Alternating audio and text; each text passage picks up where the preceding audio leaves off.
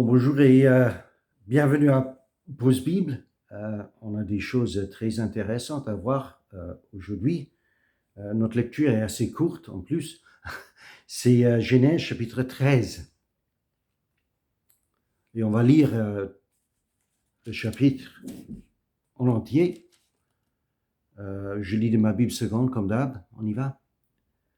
Abraham remonta d'Égypte vers le midi, lui, sa femme et tout ce qui lui appartenait, et Lot avec lui.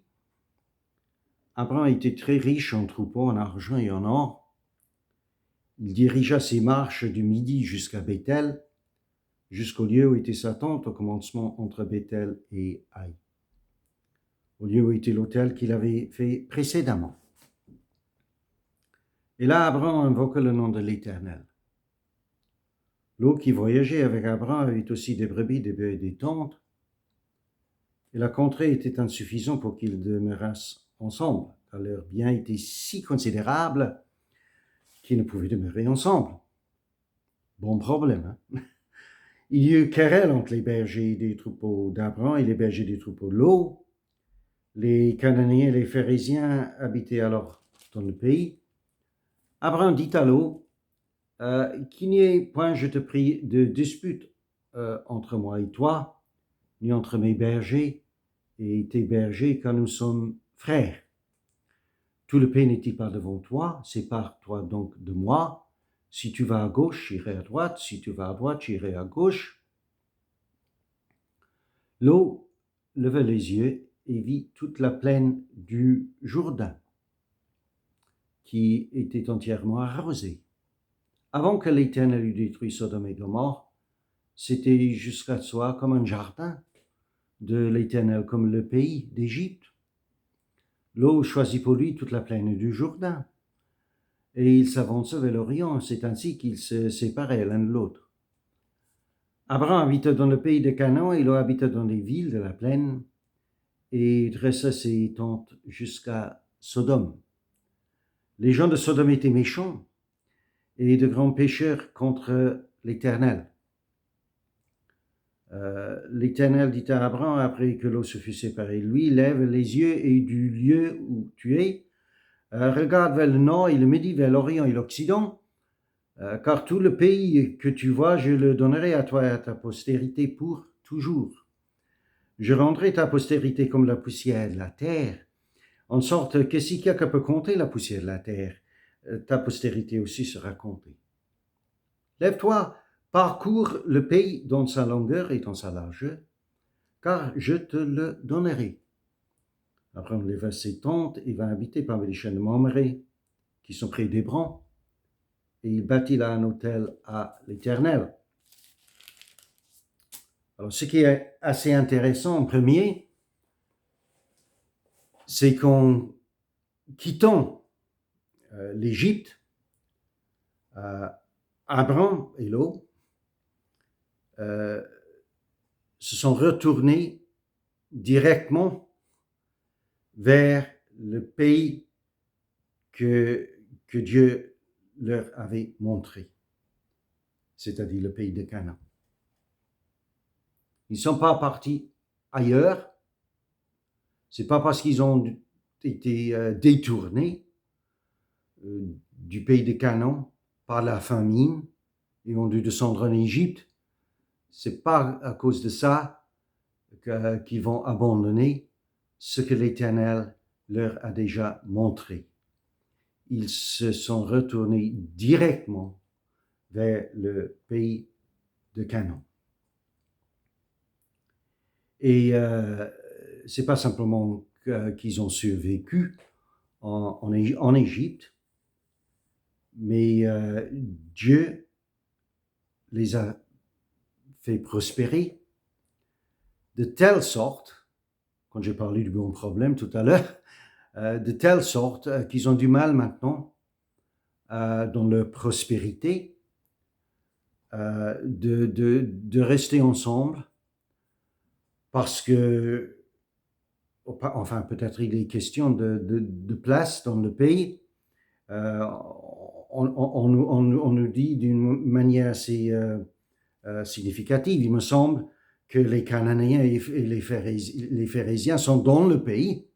Ce n'était pas un pays inoccupé. Donc, eux, ils sont là. Et maintenant, Abraham et Lot sont là avec toute leur richesse. Et ils sont un peu serrés, ce qui provoque des disputes entre les bergers d'Abraham et les bergers de Lot. Et c'est juste ici qu'on voit comment, je crois, à développer le caractère d'Abraham et comment à développer aussi et surtout sa foi. Parce que je ne sais pas comment nous on aurait réagi dans cette situation. Peut-être ça aurait été une question de détailler, enfin de frapper un accord plus ou moins sur un pied d'égalité pour décider comment aller se séparer. Et, pour que chaque personne ait ce qui est son droit, pour ainsi dire. Mais ce n'est pas le cas avec Abraham. Lui, il a compris qu'il peut compter sur Dieu. Et donc, il permet à Lot, il fait l'offre à Lot de prendre le gros lot. C'est-à-dire, c'est Lot qui peut choisir le meilleur, ce qui a l'air d'être la meilleure part. Et Abraham, il dit à Lot, pour éviter toute dispute entre nous, parce que, bon, même en nous séparant, je veux que nous gardions quand même un très bon souvenir l'un de l'autre, et je veux que l'unité entre nous, en cas de nécessité, il y aura un cas de nécessité, on verra bien, mais je veux que l'unité en cas de nécessité reste entre nous, et que ce soit là, de toute façon. Que nous restons unis. Alors c'est pour ça que je vous laisse choisir. Enfin, mon frère, c'est les frères. Au niveau de la famille, Lot, c'est son neveu, comme nous avons vu. Mais il le traite. Il est grand maintenant, Lot, donc on le traite comme frère. Et donc Lot, il suit l'évidence de ses yeux. En faisant cette offre, Abraham, il n'a pas fait. Il a déjà suivi l'évidence de sa foi, les leçons qu'il a déjà apprises sur la foi en Dieu. Lot, par contre, il suit l'évidence de ses yeux, il voit la plaine du Jourdain qui lui rappelle la fertilité, la fécondité qui était dans le pays d'Égypte. Et donc, pour Lot, maintenant, il dit, bon, moi je prends la plaine, et toute la plaine. Si vous me l'offrez, mon oncle, voilà, je vais dans cette direction-ci. Et Abraham lui dit, il paraît très bien. Bon, c'est vrai que la plaine était, on nous dit que c'était comme un jardin de l'Éternel. Simplement, qu'il restait des embûches cachées dans ce cadeau. Et je ne crois pas qu'Abraham il a fait la ruse tout en sachant que l'on aurait des problèmes avec les villes dans la plaine. Je crois qu'il n'avait pas étudié la situation dans la plaine où il connaissait assez peu, je crois, euh, sur le pays. Mais voilà, c'était le choix de l'eau. Et il ne savait pas que malgré l'évidence de ses yeux, il y avait vraiment danger là-dedans.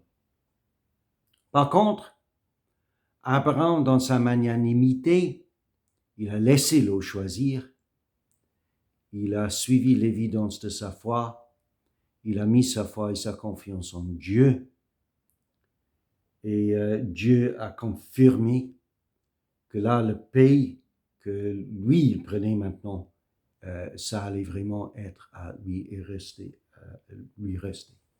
Et pas simplement ça, lui et sa descendance, parce que Dieu allait pas simplement bénir le pays, mais le bénir lui avec fécondité par la multiplication de sa famille et éventuellement de sa descendance pour bénir toutes les familles, tous les peuples sur la terre par Abraham. Et donc voilà, et nous voyons qu'Abraham, il construit 2 hôtels, encore en adoration. Il invoque le nom de l'Éternel et il est prêt à prendre ce qui est toute évidence, le mauvais part pour garder l'unité dans sa famille et parce qu'il sait maintenant qu'il n'a pas besoin d'insister. Mais que Dieu va le permettre, lui, d'avancer et de réussir, tout comme il a déjà fait, jusqu'à ce point précis. Je crois que la leçon est assez évidente pour nous tous, que tout ce qui a l'air d'être le meilleur ne l'est pas, forcément. Il peut y avoir des problèmes cachés là-dedans. Et ce qui a l'air d'être peu promettant peut être et peut devenir très promettant, enfin, surtout si on a mis sa confiance en Dieu et que c'est Dieu qui vous le promet et qui vous le confirme par la suite. Alors, chapeau Abraham. À la prochaine.